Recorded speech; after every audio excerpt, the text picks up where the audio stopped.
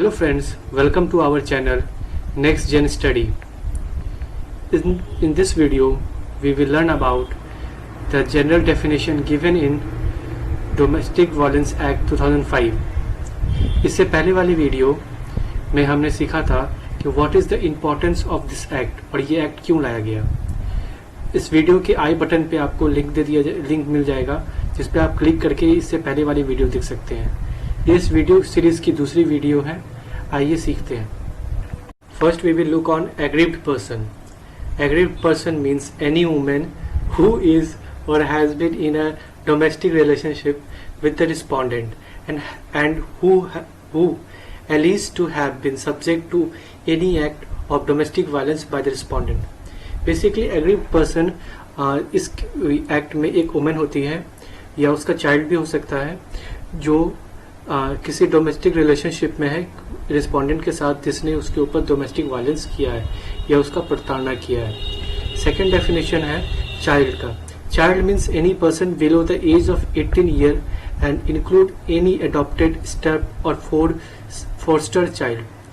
Basically इस act में जो चाइल्ड का डेफिनेशन है, चाइल्ड का डेफिनेशन के अकॉर्डिंग बोलता है कि कोई भी बच्चा हो सकता है जो माइनर नहीं है, अभी तक वो 18 साल से नीचे है और वो एडॉप्टेड हो सकता है, गोद लिया हुआ हो सकता है, स्टेप सन हो सकता है, स्टेप डॉटर हो सकती है या फोस्टर चाइल्ड हो सकता है। Domestic incident report.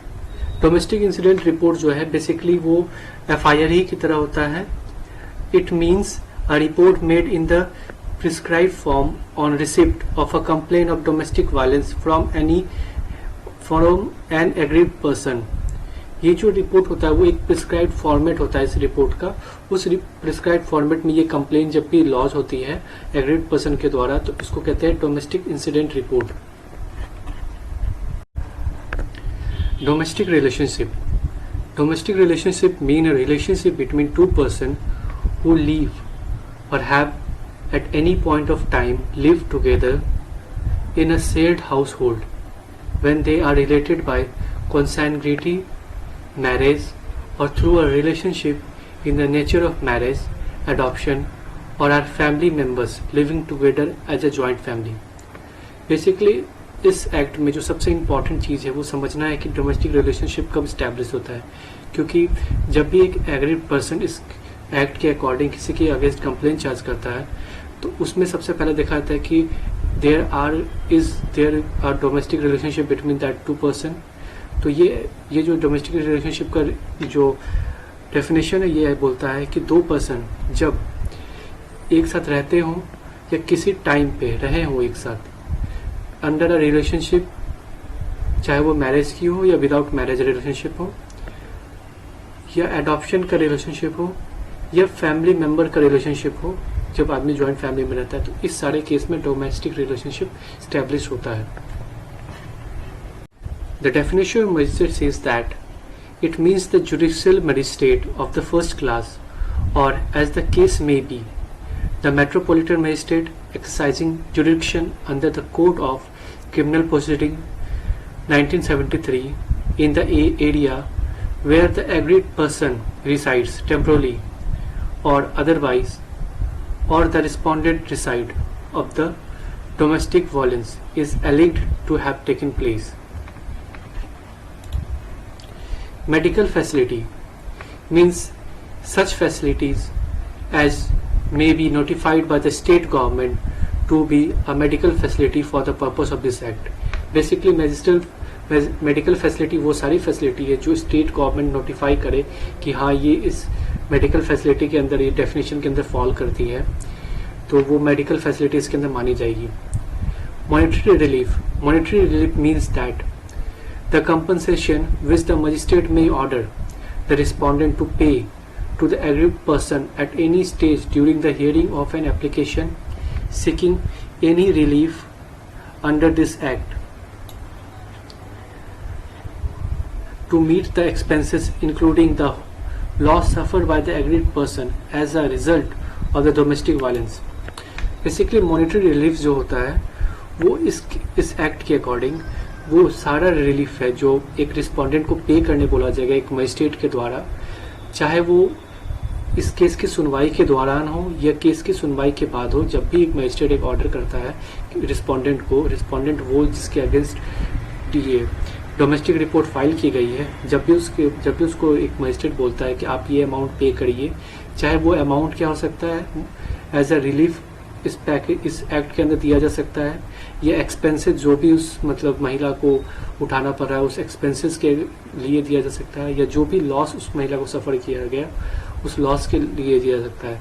Monetary relief भी देने के लिए मतलब 2-3 चीज़ें हैं, जैसे मतलब अगर किसी को चोट लगा या एक्सीडेंट हो गया, मतलब चोट लगा तो उसका मेडिकल एक्सपेंसेस हो गया, अगर उसको घर छोड़ के बाहर रहना पड़ रहा है, या जो भी उसको खर्चा आ रहा है उसका कोई सामान टूटा है तो उस सामान को तोड़ने मतलब जो उसका लॉस हुआ उसके अगेंस्ट भी डोमेस्टिक मतलब रिलीफ, इसमें जो मॉनेटरी रिलीफ है वो दिया जाता है। Respondent mean any adult mail person who is or has been in a domestic relationship with agreed person। Respondent का जो डेफिनेशन है, रिस्पोंडेंट का डेफिनेशन ये क्लियर कर देता है कि इस एक्ट के अंदर किसको लायबल ठहराया जा सकता है। ये जो रिस्पोंडेंट का डेफिनेशन वो सीधा बोलता है कि कोई भी एडल्ट मेल, ठीक है, जो डोमेस्टिक रिलेशनशिप में रहो एग्रीड पर्सन के साथ। एग्रीड पर्सन कौन हो सकती है? एक लेडीज हो सकती है, एक महिला जिसका शादी हो चुका हो, या एडॉप्टेड सन या एडॉप्टेड डॉटर जो भी हो सकती है एग्रीड पर्सन। तो एग्रीड पर्सन के साथ जो रिस्पोंडेंट है, जो भी एक मेल एडल्ट मेल है, वो डोमेस्टिक रिलेशनशिप में होना चाहिए। पहला क्राइटेरिया यही बोलता है कि डोमेस्टिक रिलेशनशिप दोनों के बीच में एस्टैब्लिश्ड हो तब ये रिस्पोंडेंट हो। And against whom agreed person has short any relief under this act. और ये साथ साथ ही बोलता है कि वो है रिस्पोंडेंट जिसकी अगेंस्ट एग्रीड पर्सन जो है वो इस एक्ट के अंडर रिलीफ मांगता है। Provided that an agreed wife or female living in the relationship with the nature of marriage may also file a complaint against a relative of the husband or the male partner। अब ये जो definition extend होता है, इस extend में बोलता है कि providing that N agreed wife, जो भी एग्रीड वाइफ है, जो भी एग्रीड लेडी है, जो मतलब वाइफ है, वो फीमेल और फीमेल मतलब एक फीमेल भी हो सकती है। ये कहना चाहता है कि अगर शादीशुदा है या शादीशुदा नहीं है, ठीक है, वो मैरिज के रिलेशनशिप में रह रही है, नेचर ऑफ रिलेशनशिप मैरिज है, जैसे मतलब लिविंग रिलेशनशिप हो गया या मैरिड रिलेशनशिप हो, मतलब मैरिड कपल हो गए, तो ये रिलेशनशिप है वो भी इस एक्ट के अंडर मेल हस्बैंड या मेल पार्टनर के अगेंस्ट कंपनसेशन के लिए, ये मॉनेटरी रिलीफ के लिए या कोई भी रेमेडीज मांग सकती है। Household. Shared household means a household where the person aggrieved lives or at any stage has lived in a domestic relationship, either singly or along with the respondent, and includes such a household whether owned or tenant either jointly by the aggrieved person and the respondent, or owned or tenant by the either of them in respect of which either the aggrieved person or the respondent or the both jointly or singly have any right, title, interest or equity, and also includes such a household which may belongs to the joint family of which the respondent is a member, irrespectively of whether the respondent or the aggrieved person has any right, title or interest in the shared household। Basically share house hold वो place होता है जहाँ पे domestic violence हुआ होता है। तो हम लोग को अगर प्रूव करना है कि ये डोमेस्टिक रिलेशनशिप में था, तो उसके लिए डोमेस्टिक मतलब शेयर हाउस होल्ड होना चाहिए जहाँ पे वो दोनों किसी एक पॉइंट ऑफ लाइफ में एक साथ रहे हों, चाहे एग्रीड पर्सन हो और रिस्पोंडेंट एक साथ रहे हों। तो बेसिकली ये जो शेयर हाउस होल्ड का डेफिनेशन है वो हमें यही बताता है कि शेयर हाउस होल्ड एक ऐसा प्लेस है, ऐसा हाउस होल्ड है जहाँ पे एग्रीड पर्सन अकेले रहा हो, ठीक है, या साथ में रहा हो रिस्पोंडेंट के, या दोनों का खरीदा हुआ वो प्लेस ओन्ड हो, या दोनों रेंट पे रह रहे हो, जिसमें से एक सिंगली मतलब कोई एक सिंगल ने ओन किया हो, या दोनों ज्वाइंट ओनर हो उस प्लेस के, या दोनों ज्वाइंटली उस प्लेस का रेंट पे करते हो,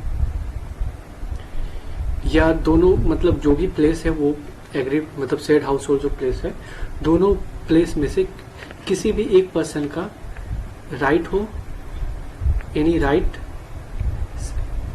both jointly or singly have any right, title, interest or equity and include such a household. तो बेसिकली वो जो प्लेस है वो प्लेस में से दोनों में से किसी एक का या दोनों का राइट हो, टाइटल हो, इंटरेस्ट हो या इक्विटी हो, ठीक है.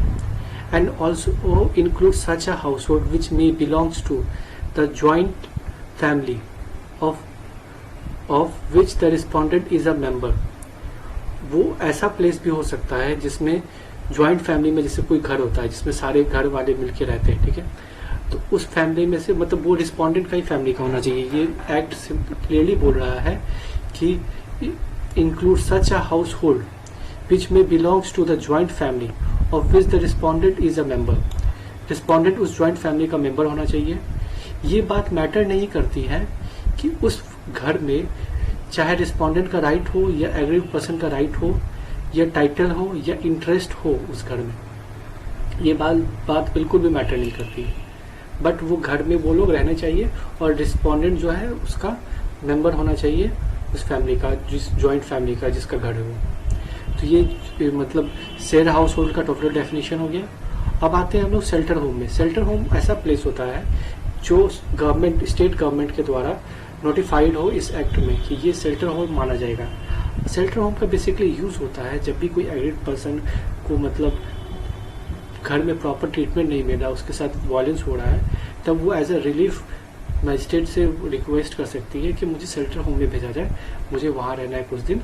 तो या रहने के लिए मतलब वहाँ उसके फैमिली में बिल्कुल ही ठीक से व्यवहार नहीं हो रहा, तो वो शेल्टर होम में शरण ले सकती है. तो शेल्टर होम इस एक्ट में वो प्लेस है जो स्टेट गवर्नमेंट नोटिफाई करेगा कि हाँ इसको शेल्टर होम माना जाएगा. अगर आपको हमारा ये वीडियो पसंद आया और आगे भी protection of women from domestic violence act पे वीडियोस देखनी है और अदर भी सब्जेक्ट पे वीडियोस देखनी है तो हमारे चैनल को सब्सक्राइब करें, इस वीडियो को लाइक करें और शेयर करें. Thank you.